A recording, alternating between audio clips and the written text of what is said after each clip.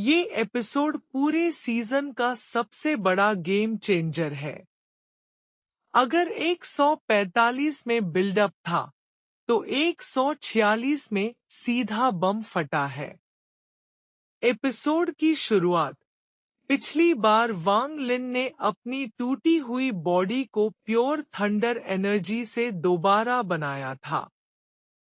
1000 साल से haven defying Beed में जो 5 तत्व धातु, लकड़ी, पानी, आग, मिट्टी अधूरे थे, वांग लिन ने आखिरकार उन्हें परफेक्ट कर दिया।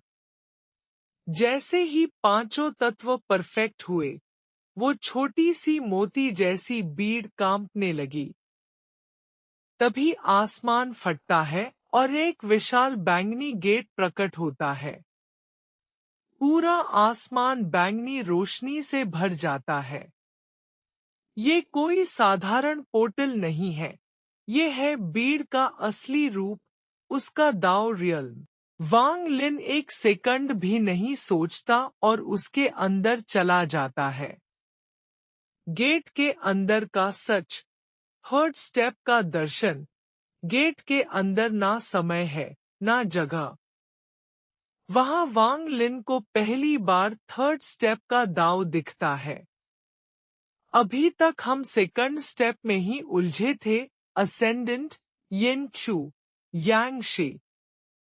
लेकिन थर्ड स्टेप तो कुछ और ही लेवल है। Nirvana void, nirvana skyr, nirvana cleanser और आखिर में वॉइड प्रोफाउंड। वांग लिन को समझ आता है कि उसकी अब तक की पूरी कल्टीवेशन तो बस एक बच्चे का खेल थी। वो वहां ध्यान में बैठता है और उस दांव को समझने की कोशिश करता है। वांग लिन की वापसी और शेन गोंगहू का सरेंडर। जब वांग लिन गेट से बाहर निकलता है, तो वो वांग लिन नहीं रहता। उसके शरीर से एक ऐसी आभा निकल रही होती है जो इस दुनिया की लगती ही नहीं। उसकी आंखों में जैसे पूरा ब्रह्मांड घूम रहा हो। ये थर्ड स्टेप की झलक है। बाहर थंडर सेलेस्टियल टेम्पल का दूत शेन गोंगहू खड़ा था। वो खुद सेकंड स्टेप का top It's not about being cultivator है, perfect. It's about बहुत being घमंडी। authentic and connecting with people. लेकिन वांग लिन की ये आभा महसूस करते ही उसका घमंड चूर चूर हो जाता है। वो थर थर कांपने लगता है और सीधा घुटनों पर गिर जाता है। वो चिल्लाता है, मालिक, मुझे अपना फॉलोअर बना लीजिए। सोचो, वही आदमी जो कुछ देर पहले वांग लिन को ऑर्डर दे रहा था, आज उसका गुलाम बनने के लिए भीख मांग रहा है। यही है वांग लिन का खौफ। सबसे बड़ा ट्विस्ट, फेंगजुन की एंट्री। तभी बंद होते हुए गेट के अंदर एक परछाई दिखती है। एक आदमी सफेद कपड़ों में, हाथ पीछे बांधे हुए, चेहरे पर कोई भाव नहीं। उसकी आंखें जैसे हजारों दुनिया देख चुकी हों। ये है फेंगजुन, हेवन डिफाइंग बीड का पिछला मालिक।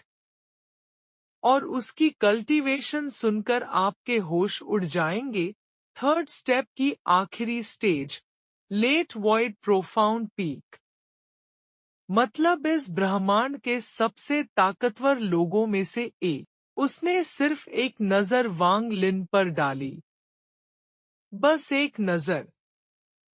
और वांग लिन, जिसे मौत से भी डर नहीं लगता, जिसने यमराज को भी धोखा दिया है, उसकी आत्मा तक कांप गई। उस एक नजर में हजारों साल का ज्ञान, दर्द, अकेलापन और तबाही थी। वांग लिन को लगा जैसे किसी ने उसकी आत्मा को नंगा कर दिया हो। फेंगजुन कुछ बोलता नहीं है, बस देखता है, जैसे परख रहा हो कि क्या ये नया लड़का इस भीड़ को संभालने के लायक है या नहीं। एंडिंग। उसके बाद वो विशाल गेट धीरे धीरे बंद हो जाता है और गायब हो जाता है। आसमान में फैली सारी बैंगनी रोशनी सिमटकर फिर से एक छोटी सी बीड़ बन जाती है। वो बीड़ उड़ती हुई आती है और सीधा वांग लिन के माथे में समा जाती है। अब बीड़ सिर्फ एक खजाना नहीं रही, वो वांग लिन का हिस्सा बन गई है। एपिसोड यहीं खत्म होता है। अब वांग लिन के पास थर्ड स्टेप की समझ, एक नया फॉलोअर शेन गोंगहू और असली हेवन डिफाइंग बीड है। अगला एपिसोड 147 में थंडर सेलेस्टियल रियल्म खुलने वाला है और असली तबाही